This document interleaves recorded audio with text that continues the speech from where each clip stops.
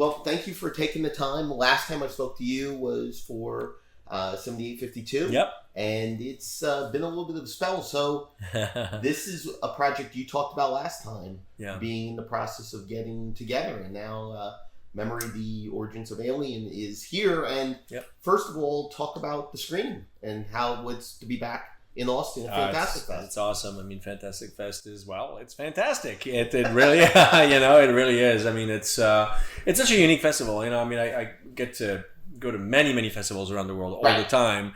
But, this one has really its own vibe. And I love the way it's structured. I love the way that people can sort of converge in the lobby, and you always bump into all your friends, and I think that's really super cool. And really just the quality of the films is it's just fantastic. I keep saying the word fantastic, but it really is. I mean, I've actually seen nothing but great films this time around. So that's obviously a testament to Evrim and his team and how good they are at what they do. So for this particular one, last time we talked about the aspect of selection for the 7852 doc. Yeah, it's entirely different feel, insight, roster for it, including some names that are actually here at Fantastic Fest. Talk about going into it, who you wanted as interview subjects that would make it a well-rounded project. Well, I think, this being essentially what it is a mythological take on, on Alien, right? I mean, it's a look at not just the origins, and with clearly a very heavy focus on Dan O'Bannon, but also the ancient origins of the film. The thing that was really key to me was finding the right mythologists. And I don't like the word in this context, but the right scholars. And I want to say this with a grain of salt because... you can go after a ton of scholars and a ton of really, really smart people and have a 3-hour interview, and there's not a single line that you can use in the film because they're too heady, they're too dry, they're too difficult, they're not just not accessible. And what we do is completely different. I mean, it is in essence cinema studies, but it is cinema studies that has to be accessible to the general public and also entertaining and fun to watch. And so, that's what the kind of stuff that keeps me up at night, and it took a while to find the right mythologists. I sent out a request to the Joseph Campbell Foundation and got a call back within 15 minutes from the head of the foundation who said, I've got just the guy for you. Nice. And his name is Will Lynn. He's young. He's like, early 30s, brilliant guy, has a PhD in mythology and, teaches all over the place. But he has that way of taking, because Memory has some really big ideas in it, and he had this way to just take them and condense them to their very to their essence and convey them in a way that the general public most people can really wrap their heads around.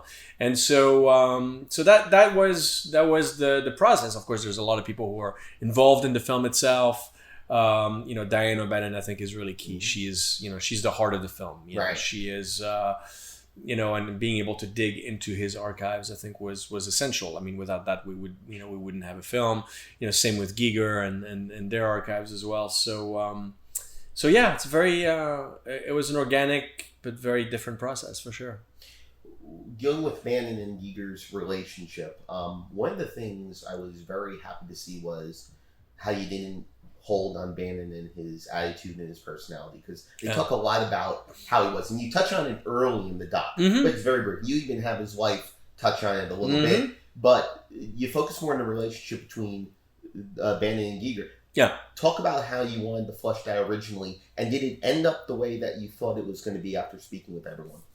I mean, I think part of the thesis of Memory is that for the story of Alien, which existed in the B-movie realm for a long time through It, the Terror from Beyond Space, The Queen of Blood, Planet of the Vampires, that for that particular storyline to break out, and get into the A-movie realm, that there was this really quite extraordinary symbiosis, I think, that occurred between Dan O'Bannon, H.R. Giger, and Ridley Scott. Now, this is not to discount all the other people who Right, actually of had a course. lot to do with that, but the focus of memory, the very narrow focus of our film, is to look at this really unique symbiosis, because they met at a level that I believe really is on a certain level unconscious. Yeah. You know, I mean, specifically Dan and Giger, you know, they were both fans of Lovecraft. They were Right. both working on their own Necronomicon. They met on Dune. You know, it's all of this stuff Right. that happened, and it's so extraordinary to me that Dan would actually bring, you know, or show the Necronomicon, you know, Giger's Necronomicon to Scott, specifically the painting called titled Necronom 4, which it's pretty much the xenomorph as we know it. It just has eyes, but you remove the eyes and Right, there it right. is, you know. And Scott had to be on that same wavelength, and he had to be the one who goes, that's it. This is it. This is the, Yeah. you know, and he stuck to his guns. And, you know, the studio didn't want that. They thought Right. it was just too obscene. Right. It was too weird, you know? And so again, no matter how much of a symbiosis there was between Dan O'Bannon and H.R. Giger, you know, if Scott had not connected with that, you know, it would have been a very different film. Yeah. Yeah. It's incredible how that storyline, that story arc weaves throughout Yeah. the doc. And it builds a foundation in the end. One of the other aspects is the decade. I thought the decade of the 70s and how you broke it down Yeah. from film to pop culture, and then later on with the reactions of gender, was fascinating, and how things from the past and the present are so connected. Talk Yeah. about the decade of the 70s and how you wanted to present that and how it turned out. Well, I mean, we got lucky again, you know, got this extraordinary, you know, cultural expert. His name is Nick Call. You know, he's Right. actually teaches at USC, and, you know, I mean, those are really super smart people. And Henry Jenkins, of Right. course, you know, people like that who can sort of break down, you know, the climate of the time. But, you know, the one thing that I think is really sort of central, obviously, to the thesis of memory is this idea of, you know, what I consider to be this unconscious patriarchal guilt.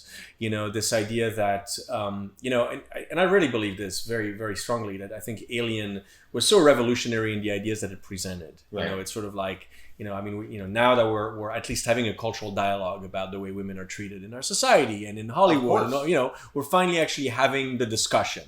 You know, I think there's a lot of directions that this discussion goes a little bit off the rails on both ends, which is Right. unfortunate, because I think it's a constructive and important discussion to have. I would agree. You know, but it's back in 1979, that discussion was not a conversation we were having out in the open.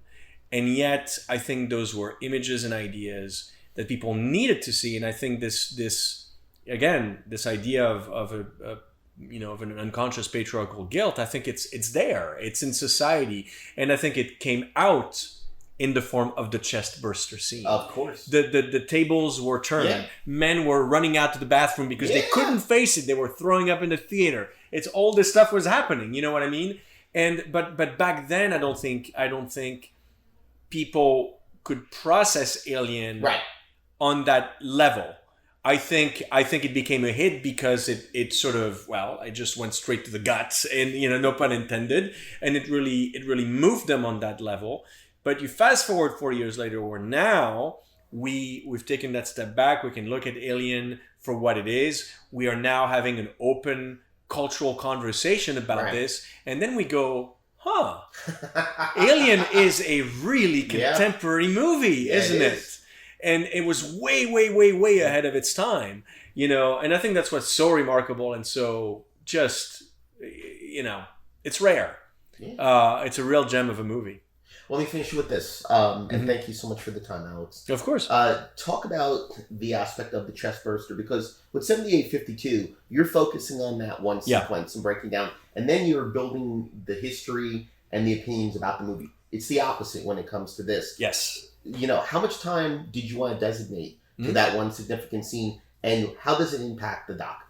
Well, initially it was going to be, and you know, sometimes you make those mistakes to realize what the film really is about. You know, I wanted to do this deep dive into the chest burster and see if in a way, and I hate to say this, but I could apply the 7852 model to this. Right. And thank goodness I couldn't, because, first of all, I hate the idea of doing the same thing twice. Exactly right? Exactly. First of all, but I realized that those are very different scenes, and again, they're different because they resonate with culture for different reasons. And I think that we actually put together a sizzle after a few months of production and realized if we go down this particular path, we're going to end up having a very very cool, very entertaining behind the scenes doc. But this is not what we do.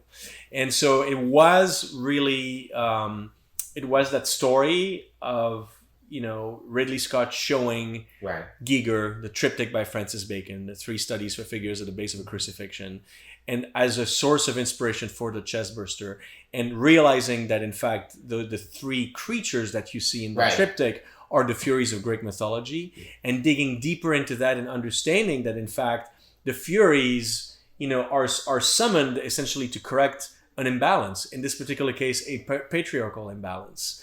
And I'm like, there's a real sort of poetry there. It's not, none of this is conscious, of course, but it is sort of connecting those dots on a poetic level that I really enjoy as a filmmaker, and in creating a thesis, a cinema essay, if you will, about Alien. Memory is a film about Alien, but it's also a film about our collective unconscious and the resonance of myth.